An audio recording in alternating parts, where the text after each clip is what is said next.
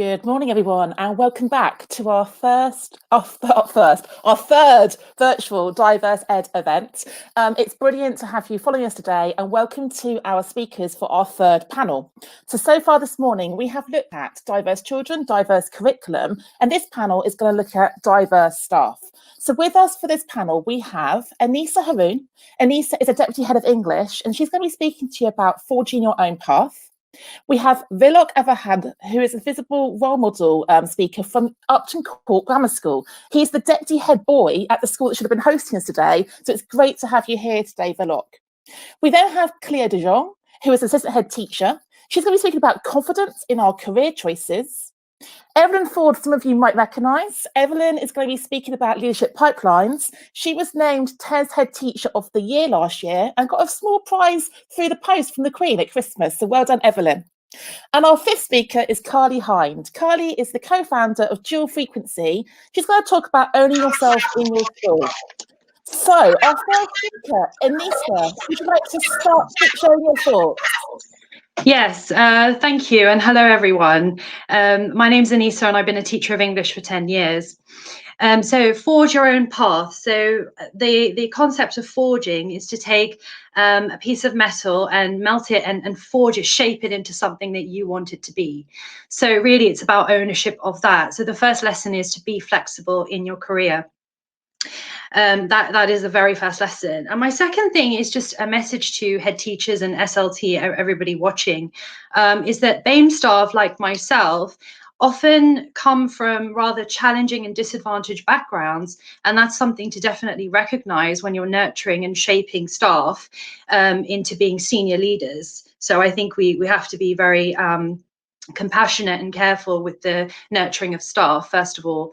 And the second thing is be selective with your school. So that's to everybody here. Be ultra selective with your school, because it's important that their ethos aligns with your own ethos.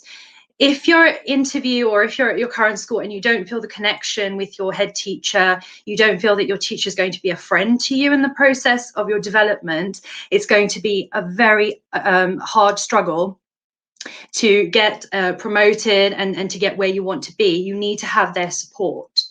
So be very selective. If you're a good teacher, you will always be best placed to find a great job. So I think be confident in that. Be very selective with them. So at interview, on that note, at interview, ask about their policy on diversity in their curriculum.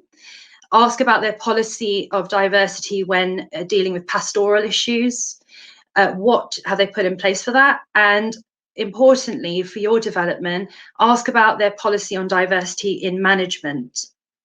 It's very important that they have a good policy to foster their staff and get a bigger picture of society in general in their school, and to everybody to be represented, because we have a responsibility to the children that we teach to represent them. So, and the third thing I would say is raise your voice. During lockdown, when all the Black Lives Matter things was happening, and I was very inspired by it, and I thought, yeah, we do have some problems in school leadership, and we know that the amount of head teachers being from BAME backgrounds, Black and brown teachers, BAME background teachers is very low. That number is very low. So I wanted to kind of figure out what our school is doing to expand that and include everybody in that conversation. So I did raise my voice, and it was met with some very warm and nurturing advice, and it was also met with some clear action. So that's something to look out for. It was met with some clear action in terms of development of staff, management programs that were very inclusive. So that was a really good thing to do. If you're going to be shy about it, I would say don't be shy about it. Inspired by Hannah in the previous talk, that you said you have a mouth and you have eyes. You can see what's happening. We're not stupid. So please, raise your voice to that and speak to power. The people in positions that have the power to hire and fire, you need to really speak to them. Yeah. So and the last thing I would say is network with BAME colleagues. So the BAME colleagues in your school or any other colleagues, the diverse colleagues in your school, please network with them, get their advice, learn from them. They can teach you a lot about your own privilege, actually, and understanding where you can fit in and be a good advocate for yourself, of course, but for them as well. So, yeah, thank you. Thank you, Aneesa. Brilliant start to our third panel. So our second speaker, Vilok, can I ask you to now contribute? Thank you for having me on this morning, and I'd like to give a bit of a special thanks to Babita, Miranda and Ollie, Miss Spinks and Mr. Perrin at Upton Court Grammar School, who have all helped me create this talk about diversity in schools. So schools are the beating heart of our society. They aim to create educated and inspired individuals with children of all backgrounds given the opportunity to exceed their potential and give back to the very system that enabled them to flourish. However, my experience as a student unfortunately shows this is more of an exception rather than the rule, as diversity is not highlighted enough within our educational institutions to ensure all students get a fair shot at life. As a British Asian with Indian heritage, I found it difficult at first to blend cultures together as a kid growing up in the UK. Although I was blessed with loving parents who opened my mind to different cultures throughout primary school and into secondary school, I felt a lack of connection with my Indian roots to the point of feeling ashamed by it. Schools only scratched the surface of diversity, where we would briefly learn about different cultures in RE before resorting back to general studies about British values, without acknowledging and appreciating the plethora of cultures that contribute to the success of our society. The lack of representation and understanding of the journeys that each individual takes has led to an unhealthy culture within our schools, with generalizations ostracizing those who have the right to be different instead of being funneled into a certain path, whether that be their future careers or their cultural experiences. The purpose of my talk today is to set out my vision of how such issues related to diversity should be approached in schools in order to create a system that is more supportive for those coming from diverse backgrounds, and how, as educational leaders, you can be the spark needed to champion diversity within your school. Before I can lay out my vision for diversity, I think it's important to define what it is. When I asked my student peers what diversity meant to them, I received a wide variety of answers. For some, it meant characteristics, sexualities, ethnicities, disabilities, among countless other attributes. For others, diversity is more than just the typical diverse groups, and instead means acceptance of differences in personality or opinions. In an educational context, many of my peers also view diversity as having access to a range of opportunities and careers.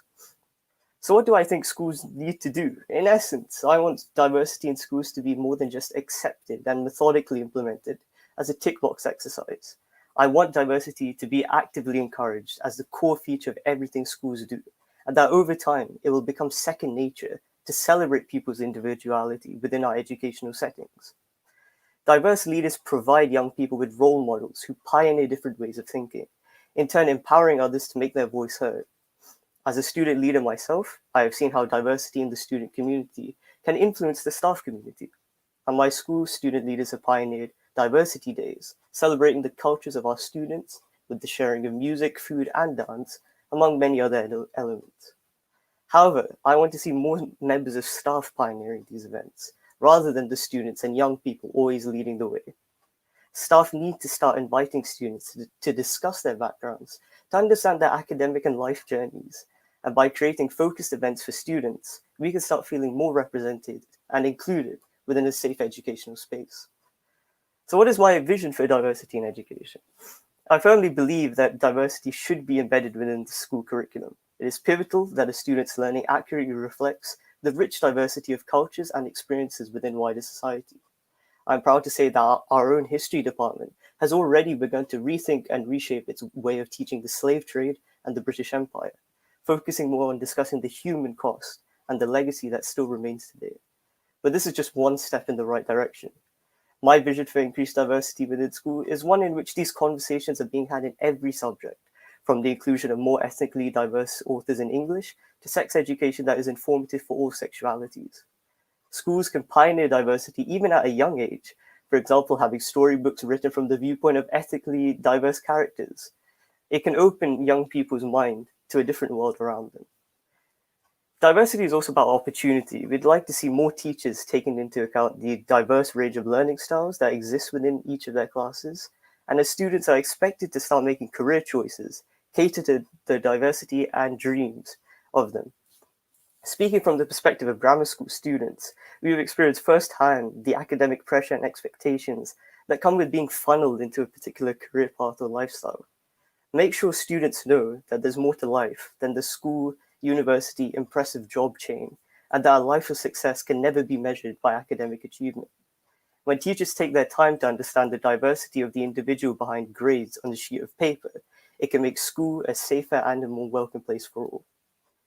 This world is but canvas to our imaginations, and schools are the first step in enabling students to thrive in an ever-changing society.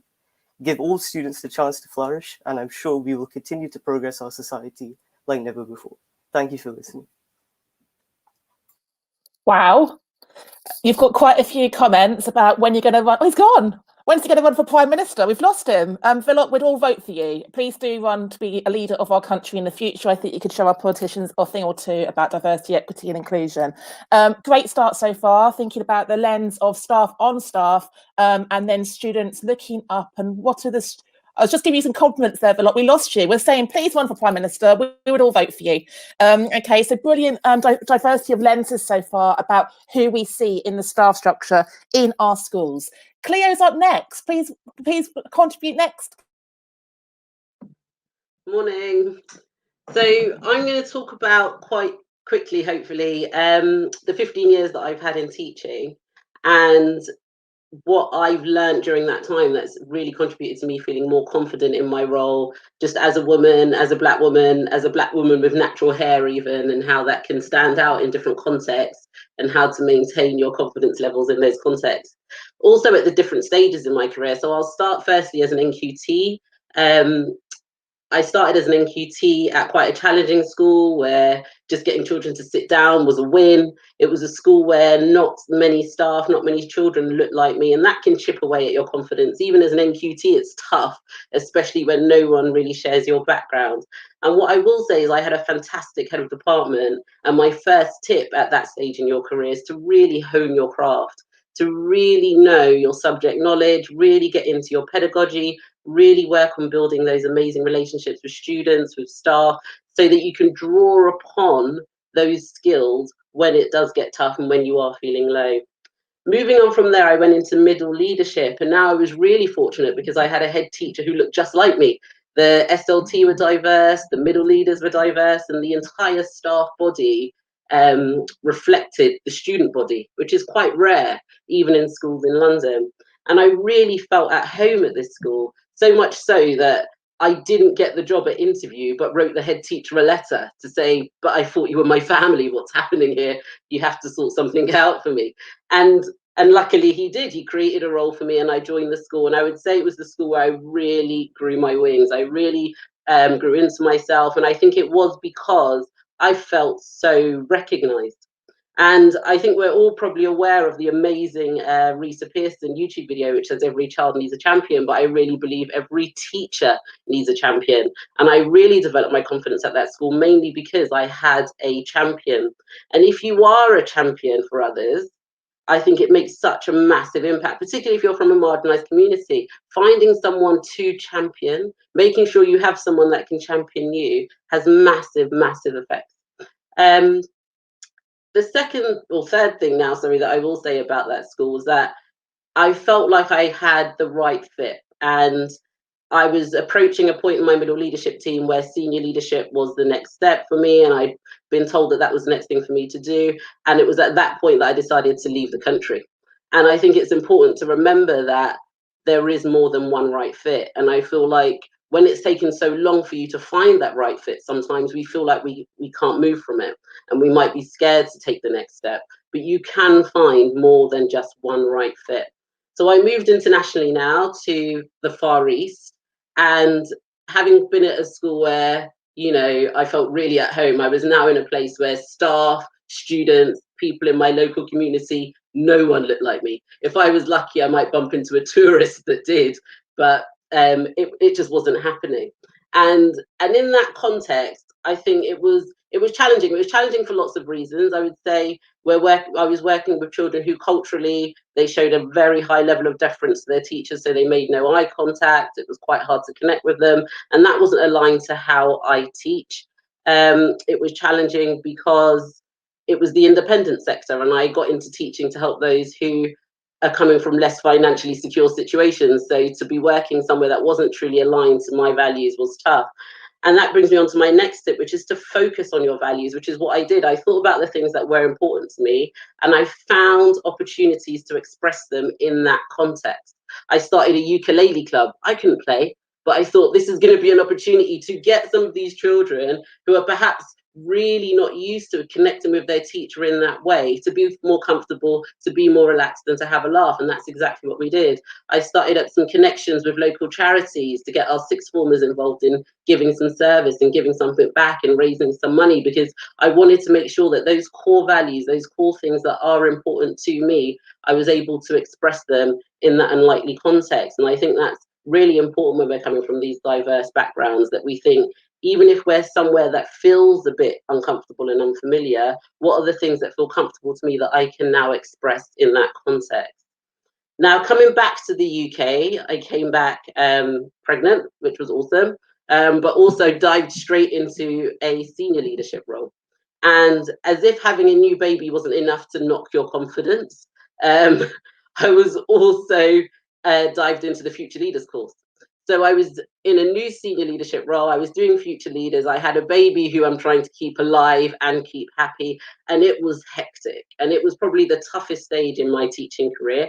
And I think the key takeaway that I had there was just to be resilient, but also to be kind to yourself. And I think we pride ourselves on resilience sometimes and not so much on balancing it with just taking care of yourself. Looking back now, I think, of course, it was a lot to be getting on with running out of sessions to breastfeed my daughter. But, you know, I should have then, if I had maternity CPD, for instance, have that network to be kinder to myself.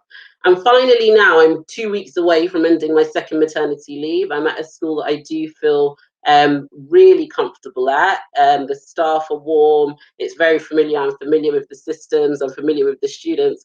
But I have to remind myself of my bigger goals, and my bigger goals are to continue with my career. And I think that's another source of drawing my confidence, is that keeping that big perspective. It's easy to stay in your comfort zone. It's easy not to challenge yourself when everything feels quite nice. But it is important to keep that goal in mind and keep making those steps towards it. Thank you, Cleo. And we've got a bit of a golden thread appearing here about this idea of opportunity, creating opportunities, taking opportunities. But I love that story about you didn't get the job, so you wrote to them, they created you a job. You're inspiring a lot of people on the thread right now. So thank you so much. Evelyn, would you like to join the conversation? I would, thank you. So my piece, I'm going to talk quite briefly about leadership pipelines. And I'm not actually sure why I called it leadership pipelines, but I suppose I've been reflecting on the various networks that I'm actually connected to, and how I am keen to spread the word that, you know, when we get to the privileged positions like mine of being a head teacher, that we actually do everything that we can to recognise talent and to support those on their leadership journey. And, you know, fellow participants have kind of picked up on this before me. So, you know, I just think it's really important that we keep that pipeline going to enable others to also get to these privileged positions. You know, and I think it comes from a place whereby my own leadership journey was not always easy, but I had lots of people cheering me from the sidelines. So I think if you see someone doing well, you know, I think we need to cheer them on and celebrate their success, because they in turn will celebrate your success when we get there. I think a key thing that I've learned along the way, it's a bit of my mantra actually, is never pull that ladder up behind you. And whilst it's a hard ladder to climb sometimes, particularly for marginalised groups, I think it needs to be in place, you know, firmly rooted, so that others can follow in our footsteps. So for me, what does that mean essentially? So for me, it means that if someone reaches out to me and asks for advice or support with an application or just a chat, I will always make time to engage, or I will signpost them to someone who I think is better placed than me to help them. I think it was Aneesa who alluded to the number of the percentage of Black Asian head teachers. It is shockingly low. It's about 3%. I find that unacceptable, and it doesn't represent the many schools that we serve. So I will always be an advocate for change. I'm not embarrassed that I'm popping up everywhere at the moment, but A, it's a way for me to get my school out there, and B, it's so that other aspiring leaders can see someone who looks like them. And Cleo just mentioned that point as well. I think it's important that, you know, aspiring leaders see someone who looks like them, so they know that they too can become them. I'm a member of ASCL Council. I think it's a real privileged position that I hold there. And I recently started an ASCL Black and Asian Network group, which is a real safe space to talk and reflect and consider how we can make, you know, structural change, how we can keep that pipeline going. If you're a member of ASCL, drop me a message that we can give you more info. But we have also got an LGBT network group and a women's group in ASCL. It's a safe place to discuss issues, to support each other. And we're also working with the NGA because, you know, they can see that there's, you know, that pipeline isn't always there. So really working with them to see how we can address recruitment and keep that, keep that pipeline open. Another thing that I would say is, consider who you could put forward for positions. You know, you might see a job come up and it might not be the right one for you, but recommend somebody, you know, tap somebody, a colleague, a friend on the shoulder. And what I can assure you of is that the recruiter will remember you for having done that. And your friend or your colleague will never forget that spirit of generosity. So finally, mine is quite brief, but finally, what I would say is tap someone on the shoulder and never pull that ladder up behind you. Evelyn, thank you so much. So many tips there. And the stats are shocking. If 14% of the country is BAME, why are only 3% of the heads BAME? And if we think about primary school pupils, 24% of the children we serve are BAME. So we really do need to shift the data and, as you say, stop talking about it, actually do something practical about it. So thank you so much, Evelyn. Our final speaker then, Carly, would you like to jump in? Morning, everyone. I feel like 2 solid weeks of remote teaching has really helped prepare me for this, but it's nice to see actual faces and not black screens today, which is what I'm used to. So as Hannah said, my name's Carly. I'm co-founder of a website that provides resources on issues of diversity called Dual Frequency. I'm also a second in English at a Catholic secondary school in Stoke-on-Trent. And similar to Yasmin this morning, really I wanted to talk about my personal experience and why I own my sexual identity in school and what I think the added value is of that. So to begin, I suppose as a gay teacher, should I be responsible for LGBTQ plus visibility in school? And I suppose the answer is alone, no. But as part of a wider school community, then I think absolutely yes. And I've got the added layer of experience that can be tapped into. I went to school during the 80s and 90s while Section 28 was in place. And I feel like my experiences are a real driving force in wanting to make a difference for, you know, the young people that I serve and their experiences in school and trying to make that more positive, I guess, than the experiences I had. So I wanted to talk about this in 3 strands and how this kind of benefits different levels of the school community. So first and foremost, the students. So my students are everything to me, and that's who I show up for every day. And I'm sure that's the case for pretty much all of us. And it's true that visibility matters. You can be what you can't see, but it's much harder. It's a more difficult road to take, and there is so much value in having that visibility. My students know that I'm gay. I haven't always been comfortable with that, if I'm honest. Looking back, I don't really know why, but now that I am more comfortable with sharing that, I'm in a position to do so much more. So I've created community spaces, groups, events, driven awareness days and things like that. And, you know, just even on the level of shared experience, the fact that I've got a family, I've got a child, that's something that they can see is viable to them in their own lives. Secondly, I think I wanted to call this the staff room, but I guess the kind of wider staff and my colleagues and the benefit to them really. And I think thinking about the staff room and the conversations in the staff room, often I've been asked questions that are perceived to be perhaps innocent, but actually are inappropriate if we're honest about it. And it's taken me some time, I think, as well, to become more aware of that and to find my voice and the ability to say no to questions that are inappropriate and to, I guess, open up a wider conversation about why that's the case. And that can be really difficult with your colleagues, especially, I think, when they take the form of humour. So microaggressions in the form of humour are something that exist all of the time. And I'm ashamed to say that I've joined in that in the past, probably to make other people feel more comfortable, when actually I should have been challenging that. And so finally, I think challenging the banter in the staff room is really important. And sometimes teaching tolerance doesn't only mean to our students, but to our colleagues as well. So lastly then, what's the benefit to senior leadership in my kind of owning myself in school, so to speak? Well, I actively promote and advocate on these issues to SLT, probably more than they would like. I think sometimes they're a bit irritated to see me darken in their doorway as often as I do. But I don't want to wait to be instructed on issues that directly impact me and people like me. I fight for the kids, so I will challenge policies and procedures that don't have their best interests at heart.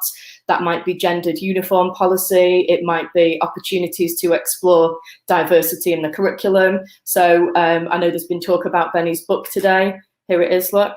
So remember, your school have a budget. I made my school buy this because I want this to exist beyond for as long as I'm at that school.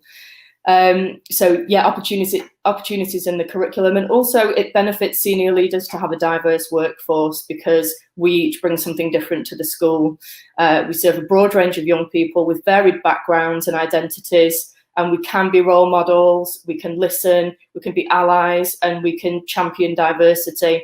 So I'm not the first to say it, but I think very much the message today is that diversity should be actively celebrated and not simply tolerated. Thank you.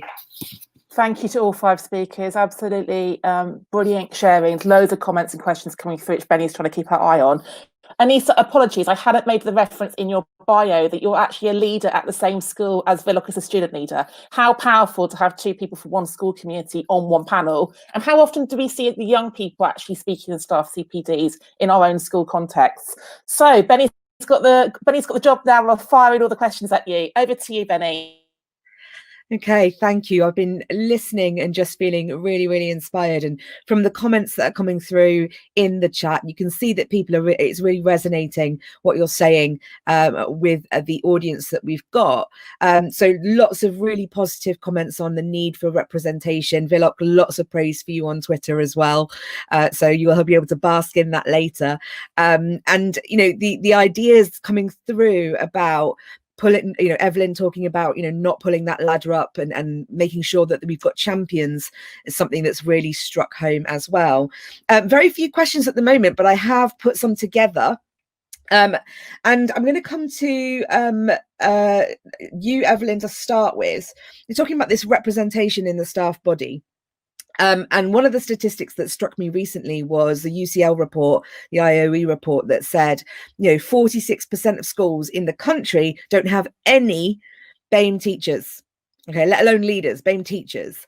And one of the questions that came through the chat was, is it important for BAME teachers and leaders to actively seek out positions of responsibility in schools where actually there is no one else? I do, actually. And how funny is that? I've got that report just on my desk here that I'm about to share with our ASCL BAME network. So it's kind of top of my agenda as well. I think it really is important. I think that, you know, having BAME leaders in a school that maybe not as diverse as we would like, actually, it's about, you know, we need to be seen by everybody. So it's not just, you know, a few here or maybe a few there. You know, I worked in a school in Cambridgeshire and I was the head there, but I was one of maybe 6 non-white people in the whole school. So I think it's really important to be seen, and I would strongly encourage people to definitely seek out positions of leadership and responsibility, because like I said, you kind of forging the way for others to get those positions as well. So yes, absolutely, speak to the head teacher, be brave, be like Cleo, you know, go and seek out and have those conversations. And, you know, even if you have to start small, you know, start with one kind of small project, you know, make that impact, and then you keep on going and you keep on going. Thank you, Evelyn. I absolutely agree. And just following on from that, Cleo, you were talking about champions, and you were talking about having those people around you that can really mentor and coach people into positions of responsibility. And a question that came through is, you know, how do you know, especially in non-diverse contexts, that your champion, your mentor, your coach has your best interests at heart, and that they're able to support you in the way that they need, if perhaps they don't reflect your own identity? I think it's really a question, because I think that very often we try to find a champion that does look like us, and it doesn't always have to be the case that that's what you need. It might be that there is someone that does just recognize the value in what you're doing and is able to shout about that. And I think that especially when you're from a group that does often get ignored, and that could be from any group, you know, being a woman, sometimes we just get ignored. Someone will praise someone for saying something you just said. And I think it's about having someone else in that room then that says, well, actually, it wasn't that person that said that, it was you. So having someone that you can see is speaking up for you and acknowledging that they're doing it and saying to them, thank you for doing it. Because being a champion for someone else, it's something that takes a lot for you anyway, because, you know, you might be putting yourself on the line to speak up for someone who's been marginalized, but to have the person acknowledge that it's happening, because we're not often good at taking compliments, but to go back to someone and say, do you know what, thank you for speaking up for me or for praising me for that thing that I did, because actually no one else even noticed. Thank you, Cleo. Yeah, absolutely. And I do agree that you don't need people to look like you or to share your characteristics to mentor you. But I think there are obviously like concerns out there about, you know, specific needs. And it's important that we have people who represent us also going into those coaching and mentoring positions, which doesn't happen very often. You know, we need a pipeline of coaches and mentors, as Evelyn said, who are keeping that ladder accessible. I just want to go to Aneesa for a second, continuing on this theme. Aneesa, you know, with this idea of mentorship and taking people with you, have you had members of staff in your experience who have like dropped that ladder down for you and given you that mentoring and coaching that you perhaps needed? Yes, after I raised my voice about the lack of representation of BAME staff in the senior leadership, and we have a lot of BAME students in our school. So really, our senior leadership was not reflecting who we actually teach, and I think they do need. I think the children do need to see some role models that are on SLT. So what you're asking was if somebody's mentored me. I found it actually quite difficult to find mentors. I have an excellent relationship with my head teacher now and the co-CEOs of my trust, so I can go to them. So they've been really responsive and they've been really warm and nurturing. So that was my point really in my talk. If you're asking the question about diversity and nurturing and training, you have to see the reaction from the people that you work for and see what they're willing to do as well for you, because you're working hard, you're adding value, you're very influential as a teacher, you've given up your life to a certain extent to become a teacher, and actually it's a very stressful job, and you have an awful lot of influence. So we have a lot of teachers going off with stress and things like that, you know, and it's not surprising because it's a very stressful job. But you need to, when you ask the question to your mentors, to your head teachers, you have to gauge the reaction. If it's a warm and nurturing reaction and followed up by actions, then you know that, yes, something is happening. So yes, in that sense, I have had help to get to where I want to be, but that hasn't always been the case in previous schools, even though I've sought mentors in SLT, and it doesn't matter what color they are, sexuality, whatever, you know, it doesn't matter at all. But it has been a little bit difficult. Now that may be because they don't have the time, and I understand that, because senior leadership is very time pressured. You know, you have a lot of stuff to actually get done, to accomplish, and I totally get that. But it's also, if you're genuine about, you know, if you're on Diverse Ed, you're probably really genuine. If you're watching this, you're probably really genuine about making a change. So if you're really genuine about that, then I think follow that up with some action and make that a priority. Thank you. I think it's really important to hear experiences from teachers working in schools who, you know, who are going through this at the moment. And I want to move to you, Vilok, to ask, and I feel like I'm putting you on the spot. And because your teachers are sitting in the room, feel free to be as honest as you like. One of the questions that came up in the chat was, what actions has your school taken, or what can schools take, do you think, that will resonate most with the kids? So, you know, is there a particular project or a particular approach schools should take that will have real impact for the children inside it? Yeah, I think there are multiple approaches that schools can take. I feel that something that's worked really well for our school were, as part of the student leadership team, encouraging diversity days. So looking at students actually leading the charge on how we approach different cultures. And I think one of the things that teachers, at least for me personally, that I felt more included was even just, I think, teachers understanding that a 5-minute conversation with a student can mean so much. And I know that a lot of teachers around the country feel so much pride when they are teaching a class.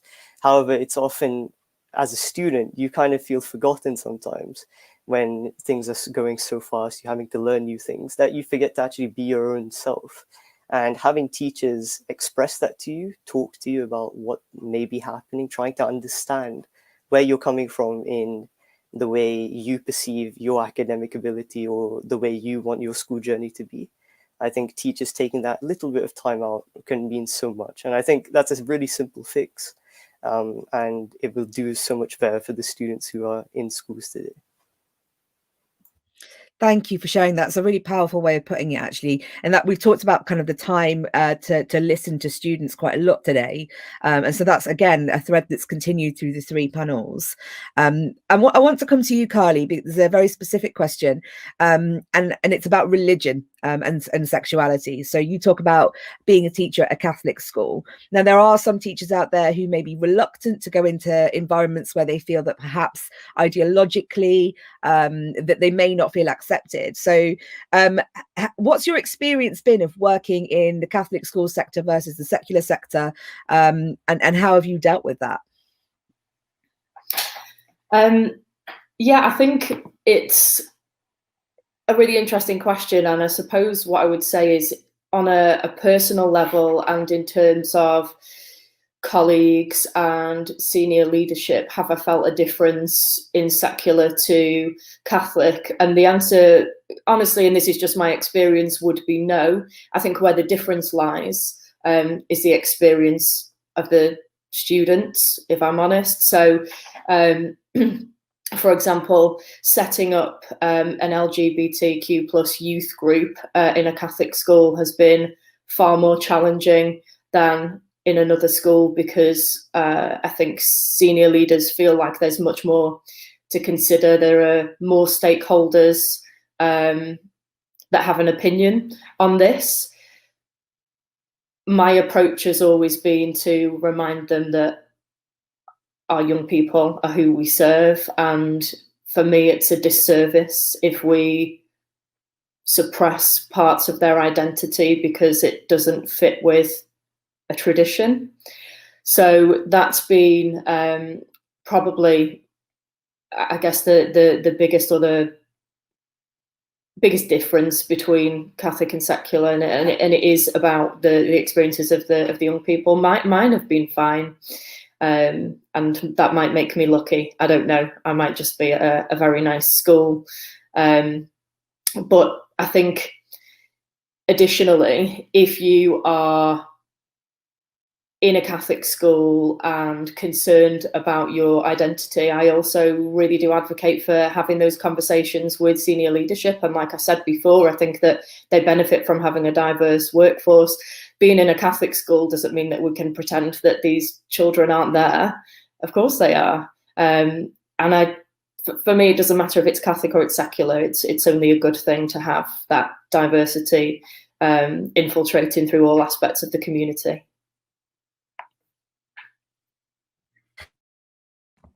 Thank you for sharing that. We've got a few more questions, but I'm conscious of the time and the fact that I need to pass this back to Hannah for our final thoughts. So Hannah, would you like to take it back so that we can go through our takeaways? Sure, I am just going to squeeze one question that came to me via Twitter. So Evelyn, if you'd like to just verbalise the response to this one, we've been chatting about it in written format. The question came from Twitter about how do we deal with the personal trauma of challenging policies and microaggressions, and that sense of always going to the head teacher with those concerns that quite a few of you have referenced. Evelyn, what are your thoughts on this question?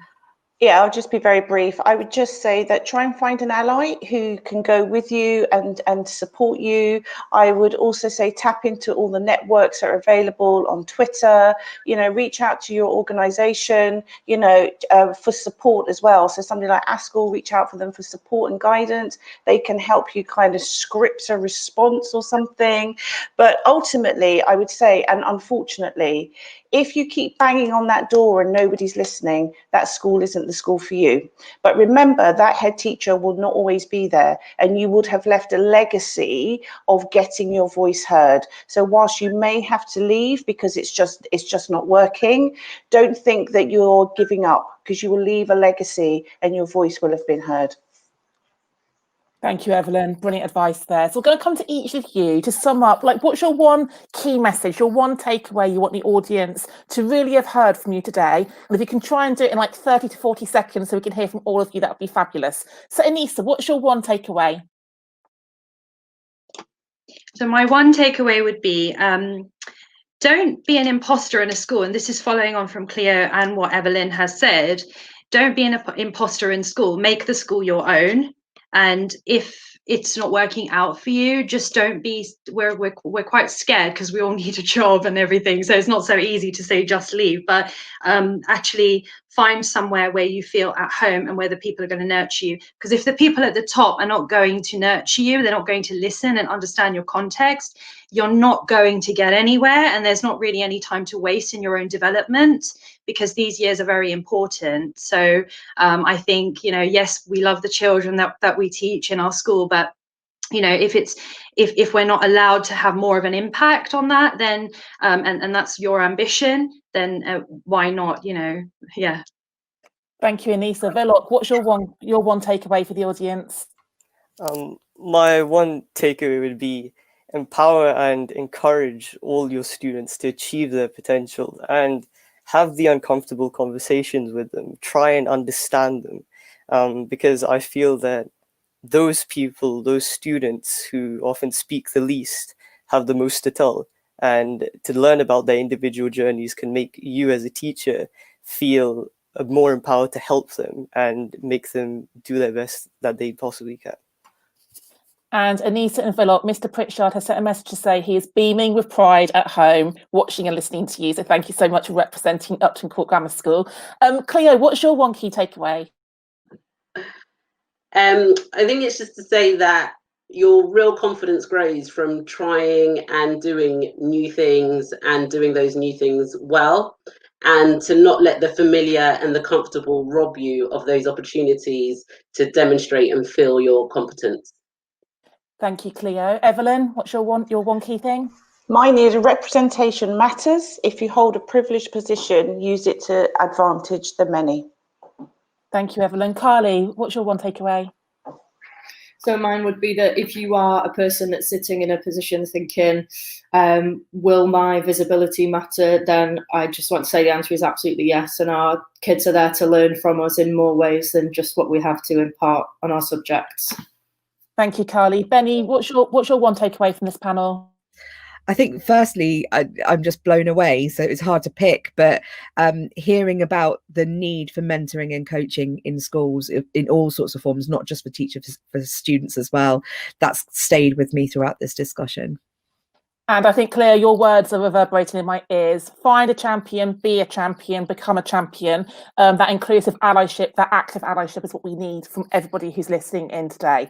So thank you so much, our panel 3 speakers. Thank you to the audience for the brilliant comments and questions. We'll be back in 15 minutes at 12 o'clock for panel 4. Thank you very much.